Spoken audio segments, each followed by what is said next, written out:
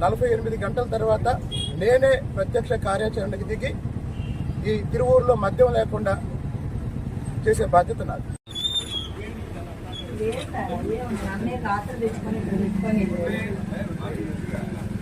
ఇప్పుడు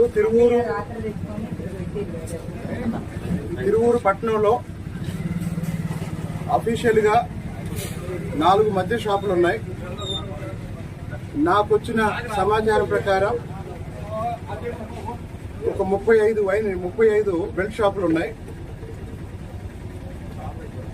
ఈ 35 బెల్ట్ షాపులతో పాటు నియోజకవర్గంలో 4 మండలాల్లో మొత్తం 130 దాకా బెల్ట్ షాపులు ఉన్నాయి.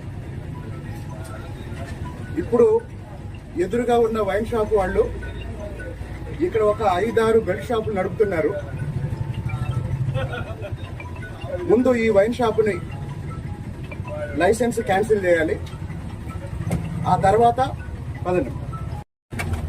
తిరువూరు పట్టణంలో అధికారికంగా 4 మద్య షాపులకి అనుమతి ఉంది.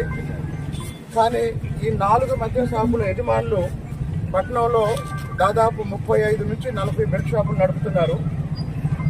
కాబట్టి తిరువూరు పట్టణంలో ఉన్న 4 మద్య షాపుల లైసెన్స్ రద్దు చేయాలని ఇప్పటి వరకు మహిళలు ఎంతోమంది నా దగ్గరకు వచ్చి మదర్ రోడ్లో కానీ మిగతా ప్రాంతాల్లో కానీ, ఇప్పుడు ఈ వైన్ షాప్ చూడండి, చుట్టుపక్కల అన్ని నివాస గృహాలు, సాధారణ కుటుంబాలు ఉండే ప్రాంతం. ఇటు బస్టాండు ఈ గేట్లో నుంచి వచ్చే వాళ్ళందరూ ఇటే వస్తారు.